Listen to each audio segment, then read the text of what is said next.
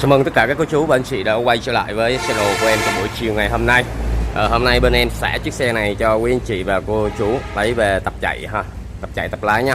Con xe này bản số đang đeo là 70A07743, đăng ký 5 triệu một và không hết niên hạn.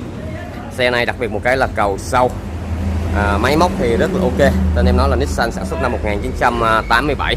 Và trước khi em review chiếc xe này thì cũng mong quý vị và cô chú nghe những gì em nói trong cái video này kỹ và cũng đừng tua cái video này nhé, thì anh chị mới hiểu được chiếc xe này như thế nào. Và em muốn gửi một lời chào trân trọng và thân thương nhất cho tất cả các cô chú anh chị đang theo dõi clip này. Và đây là lần đầu tiên anh chị và cô chú đến với kênh của em thì xin vui lòng nhấn nút đăng ký và nhấn chuông sát bên góc bên tay phải màn hình của mình để cập nhật những mẫu xe mới nhất theo ngày tháng ở bên em. Còn anh chị nào đã đăng ký rồi thì hãy cho em một like khích lệ tinh thần nha. Vâng, con xe này hôm nay bên em bán cho quý anh chị với chú với giá thành là 15 triệu. 15 triệu thì tình trạng của con xe này thì em nó bị mất một cái đèn xi nhan anh chị ha. Như cái này có thể là mình sửa được ha. Nước sơn ở bề ngoài của em nó thì không được đẹp lắm đâu. Nói chung là xe tập lái mà. Không có một cái gì gọi là nó giá trị với một phút chỉ là 15 triệu, nhưng quan trọng con xe này thì máy móc rất là ok nha quý anh chị nha. Để gọi là xe tập lái thì anh chị cũng hiểu là xe như thế nào rồi. Số sàn nha anh chị nha. 5 cấp. Vô lăng tích hợp hai cháu. Xe này đặc biệt một cái là em nó xài cầu sau nha quý anh chị, cầu sau nha. Mặt đồng hồ nói chung là nội thất thì sạch sẽ thôi. Đặc biệt cái con xe này được một cái em này thì em nó được bộ ghế nỉ nhìn cũng rất khá là ok nha anh chị nha, sạch sẽ. Chân bọng thì cũng sạch sẽ thôi. Với một phân khúc chỉ có 15 triệu, quý anh chị lấy về tập lái ha. Xe này kính quay tay nha quý anh chị nha, quay tay vận may sẽ tới nha. Và con xe này thì nước sơn nó xấu lắm nha anh chị nha, em nhấn mạnh nha, nước sơn nó không có đẹp nha. Tại vì xe tập lái em chỉ yêu cầu là cái máy. Giấy tờ thì rõ ràng, và hiện tại thì xe đã bỏ đăng kiểm. Quý anh chị nào muốn con xe này đi đăng kiểm lại thì hết 2,5 triệu nha. Hôm nay em bán quý anh chị là 15 triệu để nguyên tình trạng như vậy. Xe thì đang đậu ở chi nhánh 3 của em ở bên Bầu Bàng Bình Dương nha quý anh chị nha. Còn anh chị nào thích dọn thì hỗ trợ bên em sẽ dọn luôn cho nha. Còn máy móc là anh chị cứ an tâm, em bao anh chị luôn, máy móc rất ok. Nước sơn thì nó xấu lắm nha, em nhấn mạnh nha, anh chị lưu ý nha. Con xe này nếu mà sơn lại thì em nhận anh chị là 7 triệu một chiếc, sơn đẹp nha anh chị ha. Nước sơn thì nó rất là xấu. Thì xe này được một cái là hiện tại là em nó đang chạy bình thường, vẫn hoạt động bình thường nha quý anh chị. Xe thì đang hoạt động bình thường nha anh chị nha, chạy tập lái nha. Anh chị lấy về mình bỏ trong xóm, trong làng, trong thôn á, mình chạy vòng vòng. Đây là mấy cái này là còn được hết, cái này là bộ ghế này vặn biết là ok chị ha. Sàn bọng thì nó cũng sạch sẽ thôi chứ cũng không có gì nữa ai cả. Xe thì được hai chú chó bỏ lên tắp tắp lô thì nhìn nó cũng sạch sẽ. Đây, như thế nào. Anh chị lưu ý là con xe này mua vào tập lái chứ không phải anh chị với một phân khúc chỉ có 15 triệu Còn nhưng có rất nhiều anh chị mua xe mà có hai mấy ba mấy triệu mà cứ đòi hỏi cái này cái kia phải đẹp. Thì anh chị có phân biệt được với em cái hiểu là cái từ xe tập lái nó như thế nào mà. Anh chị tập lái chứ không phải là xe dành đi tán gái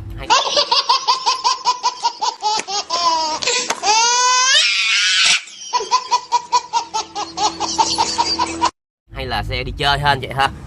Chủ yếu xe tập lái là nó sạch sẽ, nước sơn, nội thơ, đồng sơn, quan trọng cái máy chạy được để anh chị cứng được tay lái rồi mình sẽ nâng cấp lên cái xe khác. Còn cái xe này em cũng nhấn mạnh nha, 15 triệu nha anh chị nha, 15 triệu trong buổi chiều ngày hôm nay. Xe vẫn chạy bình thường, anh chị lấy về anh chị bỏ ra một cái sân banh hay là một cái trong sống trong làng mình á, mình chạy tập lái cứng tay lái xong rồi mình đi mua chiếc xe khác ha. Còn không anh chị nào thích dọn con xe này bên em sẽ hỗ trợ dọn. Sơn là hết 7 triệu, đăng kiểm là hết 2,5 triệu anh chị ha. Mấy lặt vặt thì ấy, vỏ bánh của em nó thì cũng còn được coi như là 50-60% anh chị ha. Em nó sở hữu cặp ga lăng đúc. Đây là gầm bệ của em nó nè quý anh chị. Gầm bệ em nó đây. Với một phân khúc 15 triệu thôi anh chị. Hôm nay xả luôn cho quý anh chị nha, 15 triệu. Đây gầm bệ của em nó. Dòng này đặc biệt một cái là em nó xài cầu sau nha anh chị nha. Chạy thì tay lái rất là nhẹ nha, nhẹ như trợ lực luôn nha. Anh chị yên tâm nha, xe này anh chị lấy tập lái là đúng bài luôn. Cầu sau thì cái lực đẩy của em nó rất khá là ok. Đó anh chị thấy không? Rất đẹp. Gầm bệ thì nói chung là hào dần xe nhập thì anh chị cũng biết rồi, gầm bệ của em nó cũng cứng cáp lắm, cũng không đến nỗi nào đâu. Sắt ngày xưa thì em nó cũng khá là ok. Và bây giờ em sẽ review cái máy cho quý anh chị và cô chú cùng tham khảo ha. Em nổ máy cho anh chị tham nghe luôn ha. Xe thì đăng kiểm thì mới bỏ tháng 9 năm 2020. Xe này muốn đăng kiểm lại thì hết 2,5 triệu nha quý anh chị. Còn xe tập lái thì mình bỏ về mình chạy vòng vòng ở trong xóm trong làng là cũng ok. Chạy chán xong em bán lại nhường lại cho anh em nào cũng được anh chị ha. Hiện tại là con máy này là nó là 1.9.8 thì tập lái mà xăng cộ cũng không quan trọng anh chị. Con này nó chạy chắc khoảng cỡ 8 lít anh chị, 8-9 lít trên 100 cây số. Còn chủ yếu là khuyến khích anh chị mua vào tập lái chứ không phải khuyến khích anh chị đi mua về đi tán gái nha. Xe này mà tán gái mà gái mà theo là chết luôn nha, là em không chịu trách nhiệm đâu nha. Cái xe này thì hiện tại đậu hôm bữa giờ anh chị cái bình nó hết rồi. Để em kích cái bình lên, em sẽ nổ máy cho quý anh chị cùng tham khảo ha. Cái bình em đậu hôm bữa giờ lâu quá rồi nó hết bình rồi. Đây là dùng bộ kích anh chị ha, kích mình hỗ trợ thêm cho nó chạy tí xíu là nó sạc bình lại là nó ok thôi, không sao cả. Đó. Máy móc thì nó rất là ok. Xe này máy lạnh cũng còn luôn nha anh chị nha, đặc biệt cái máy lạnh còn luôn. Đây hệ thống bên trong của em nó tắp bi tắp lô. Nói chung sàn bọng thì sẽ tập lái mà anh chị, chỉ cần cái máy nó chạy được là mình vớt nó thôi chứ mình đâu có quan trọng như vậy ha. Đấy, máy nổ ok ha. Này xi nhan gạt mưa gạt nắng được còn luôn vậy ha. Có bên này bị rớt một con ốc, cái này bị siết lại sau vậy ha, cái đó khắc phục đơn giản thôi. Máy lạnh thì còn luôn. Xe thì có trang bị đầu dàn nhạc mà không biết là có xài được hay không thì em cũng chẳng để ý nữa. Mấy cái xe này thì em cũng chẳng có quan trọng. Cái đầu này là đầu chạy luôn chị, đầu chạy luôn. Mấy xe tập lái thì mình không có quan trọng mấy cái này, chủ yếu là côn số chạy để mình nhuyễn tay lái, xong rồi mình có đó điều kiện mình đi mua một chiếc xe khác nha quý anh chị nha. Đó, máy móc thì đang nổi vậy không, rất ok ha.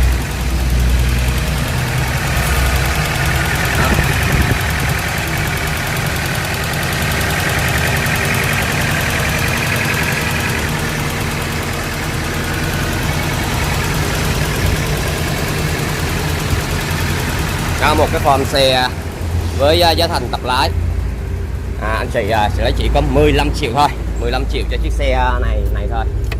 Quý anh chị cô chú nào thích sở hữu chiếc xe này thì xin vui lòng điện thoại cho em theo số điện thoại đó là 07968 22220 hoặc trực tiếp xem xe tại Bầu Bàng, Bình Dương nha anh chị nha. Xe này thì đang đậu ở chi nhánh 3 nha anh chị nha. Đó, một cái form thì rất ok. Và bên này luôn em cũng thanh lý luôn mấy con xe này cho quý anh chị nào về dọn nha. Con này nó là tên em nó là hai con này luôn là Kia Pride. Xe này thì bản số đang đeo là 52N8643. Con xe này sản xuất năm 1994, nhập luôn nha anh chị nha. Xe này hàng nhập nha. Con này 95 cũng là hàng nhập luôn. Hai con đồng giá luôn, 22 triệu một chiếc. Thì bây giờ em sẽ quay cái chiếc đầu tiên này cho quý anh chị và cô chú cùng tham khảo. Con này là con Pride đời 94. Xe thì bỏ đăng kiểm. Con xe này đi đăng kiểm lại rất là nặng nha anh chị nha, 10 triệu. Còn xe này anh chị lấy về cũng tập lái luôn, anh chị nào thích nó dọn cũng được ha. Đặc biệt một cái là em nó là nội thất là ghế nỉ ha, trường bọc. Xe này thì số sàn 5 cấp. Đó, tắp bi tắp lô đồ nỉ hết luôn nha quý anh chị. Xe thì mấy cái ron cửa này bên em chưa dọn đâu, em để một mạc em xả luôn, thanh lý luôn cho quý anh chị và cô chú luôn ha. Đây, ghế nỉ rất đẹp. Đó, con xe này nếu mà đi đăng kiểm lại thì cho nó 10 triệu chị ha, là nó ra mới có 32 triệu thôi. Và đặc biệt nước sơn con xe này rất đẹp. Xe này thì nước sơn cũng mới vừa được sơn lại anh chị ha. Đèn bọng thì vẫn còn rất là khá là ok. Đó, chị thấy không? Vỏ bánh thì cũng còn coi như là được 40% ha. Đó. Xe này thì dung tích xi lanh của em nó là 1.3, thì độ tiêu hao nguyên liệu của em nó là 6 lít trên 100 cây số. Xe này anh chị nào hẳn biết mà đi trong trường lái thì anh chị cũng biết về những dòng chiếc Kia Pride huyền thoại một thời này. Máy móc thì nổ cực kỳ ok rồi, bao máy anh chị luôn ha. Đó, form dáng thì chiếc Kia Pride này chắc là anh chị đi học lái mà khu vực ở dưới Nha Trang á, là người ta hay xài những cái xe này ở trong trường lái lắm. Đồ đạc của em nó thì cực kỳ rẻ, quá rẻ luôn. Anh chị cứ an tâm, rất rẻ cho một chiếc xe Kia Pride 22 triệu này. Và em nhấn mạnh xe này hiện tại đang bỏ đăng kiểm, em để nguyên tình trạng như vậy em bán cho quý anh chị và cô chú với giá thành là 22 triệu. Và sát bên này con này là bản số đang đeo là 56K 0362. Con xe này cũng là Kia Pride sản xuất năm 1995, cũng xe nhập luôn. Nhưng con xe này thì nước sơn em nó cực kỳ xấu. Xe nước sơn nó xấu lắm, nó xấu tàn tệ, xấu banh nhà lòng luôn, xấu đau, xấu đớn luôn. Đó anh chị thấy không? Xe thì sơn nó nổ. Xe này thì đăng kiểm mới vừa bỏ anh chị nha, mới vừa bỏ đăng kiểm. Con xe này đăng kiểm thì hết 1,5 triệu thôi. Máy móc thì nổ rất là ok. Đó anh chị thấy không? Máy thì bình bọng em đang tháo, bình em sẽ thay bình mới cho quý anh chị luôn. Máy móc là anh chị cứ an tâm, em sẽ hỗ trợ anh chị và bảo ok anh chị cái máy. Xe này máy lạnh còn xe kia máy lạnh cũng có luôn mà ga nó hơi yếu, nhưng xe này được cái máy lạnh rất là ok. Con xe này thì nước sơn nó không được đẹp bằng con kia anh chị nha.